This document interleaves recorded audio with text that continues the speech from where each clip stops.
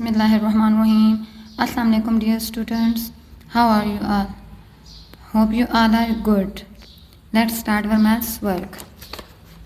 आपको मैंने last video में एक्सरसाइज 1.1 ये करवाई थी, ठीक है। इसके क्वेश्चंस करवाए थे 6 और 7। उम्मीद है आप सबने ये कर लिए होंगे। आज हम टाइप्स ऑफ मैट्रिसेस ये करेंगे, ठीक है, कि टाइप्स ऑफ मैट्रिसेस कितने होते हैं और उनके नेम क्या है और उनकी डेफिनेशन क्या है। So open your notebook. Types of matrices, we have 11 types of matrices. Number 1 row matrix, number 2 column matrix, number 3 rectangular matrix, number 4 square matrix, number 5 zero matrix, identity matrix, scalar matrix, diagonal matrix, transport of matrix, symmetric matrix, skew symmetric matrix. Number 1 हमारे पास है row matrix. Row matrix हमारे पास कौन से matrix होते हैं? If a matrix has only one row is called row matrix. For example this, कि ऐसा मैट्रिक्स जिसमें हमारे पास एक ही रो हो, ठीक है, वो रो मैट्रिक्स कहलाएगा। अब ये ए बी, ये एक रो है तो ये रो मैट्रिक्स है। ये भी 1 3 4 एक ही रो है इसमें, तो ये भी हमारे पास एक ही मैट्रिक्स है। Column matrix, column matrix, if a matrix has only one column is called column matrix. ऐसा मैट्रिक्स जिसमें हमारे पास वन ही कॉलम हो, उस मैट्रिक्स को कॉलम मैट्रिक्स कहा जाता है। Next rectangular matrix, if the number of rows not equal to the number of columns of matrix A, then A is called rectangular matrix. For example, अगर हमारे पास matrix में रोज और कॉलम ये दोनों इक्वल ना हो, रोज और कॉलम्स एक दूसरे से ज्यादा हों, मीन अगर हमारे पास ये 2 रोज हैं और 3 कॉलम्स हैं, तो ये हमारे पास रेक्टेंगुलर मैट्रिक्स होगा। जब रोज और कॉलम इक्वल होते हैं तो वो हमारे पास स्क्वायर मैट्रिक्स कहलाता है। तो ये हमारे पास देखिए इसमें 1 and 2 रोज हैं और 1 3 2 3 कॉलम्स हैं, तो ये हमारे पास रेक्टेंगुलर मैट्रिक्स है। If the number of rows not equal to the number of column is called rectangular matrix. अब आ जाते हैं नंबर 4 पे, square matrix.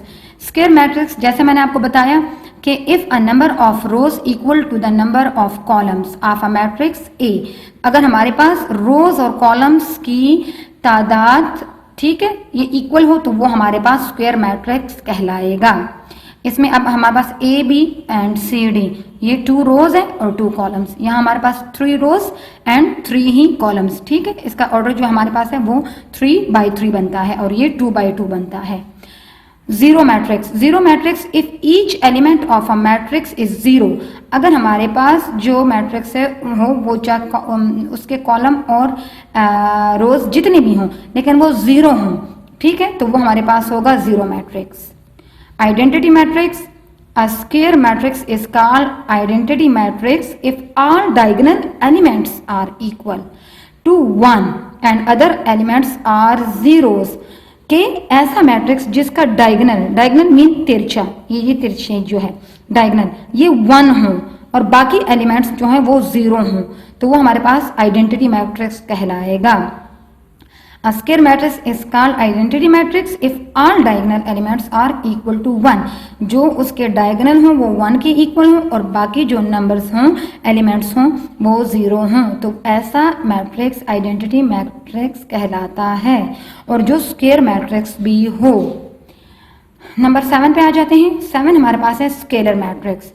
A square matrix is called scalar matrix if all diagonal elements are equal and other all elements are 0, के अगर हमारे पास कोई भी इसमें एलिमेंट जो डायगोनल हो वो इक्वल हो और बाकी एलिमेंट्स 0 हों, तो वो हमारे पास स्केलर मैट्रिक्स कहलाएगा।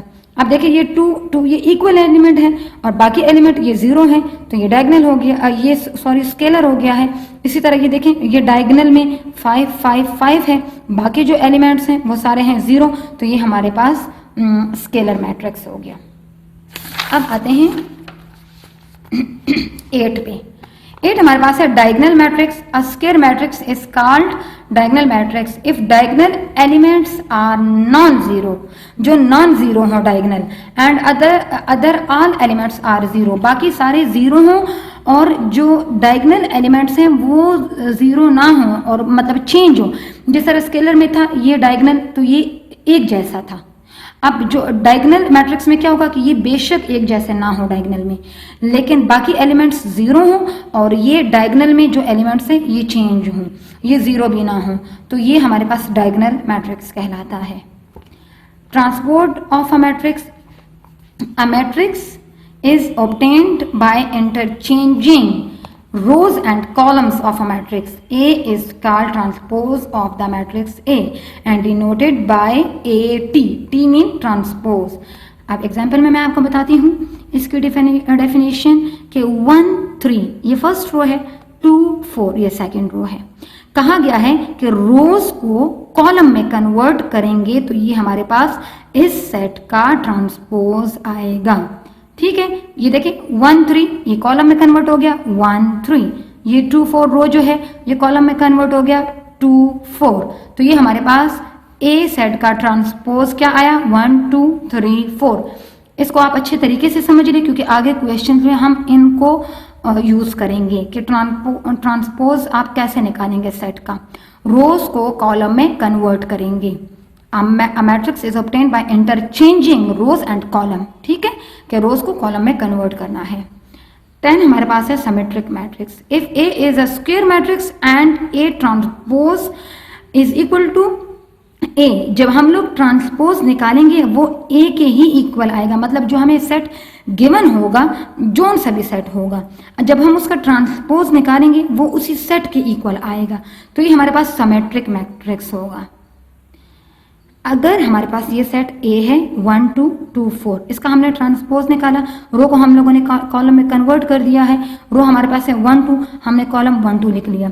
ये है 2 4, ये हमने 2 4 लिख लिया। अब ये ट्रांसपोज जो है ये अगर इसी सेट के इक्वल आ रहा है, देखिए 1 2 1 2 2 4 2 4, तो ये सिमेट्रिक मैट्रिक्स है।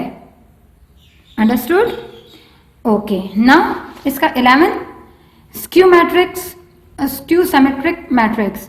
तो if A is a square matrix and A transpose is equal to minus A, अब यहाँ सिमेट्रिक में क्या था कि वो उसी सेट के इक्वल आना था A के, और अब यहाँ जब वो माइनस A के इक्वल आएगा तो वो हमारे पास स्क्यू सिमेट्रिक मैट्रिक्स कहलाएगा।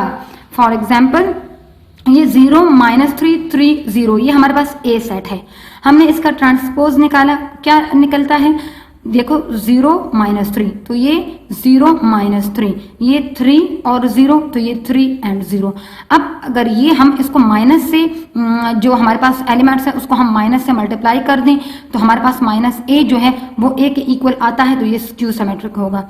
अब -a को हम लोगों ने किया 0 के साथ, आप अगर प्लस माइनस जो भी लगाए वही आंसर आता है, लेकिन जो एलिमेंट है इसके साथ जो सिंबल है, अब इसके साथ -3 है तो माइनस माइनस प्लस हो गया, ये 3 बन गया और ये जो है ये माइनस हो गया, तो ये हमारे पास इसके इक्वल आ गया। ये देखिए -3 और ये हमारे पास हो गया ये +3 आ गया है।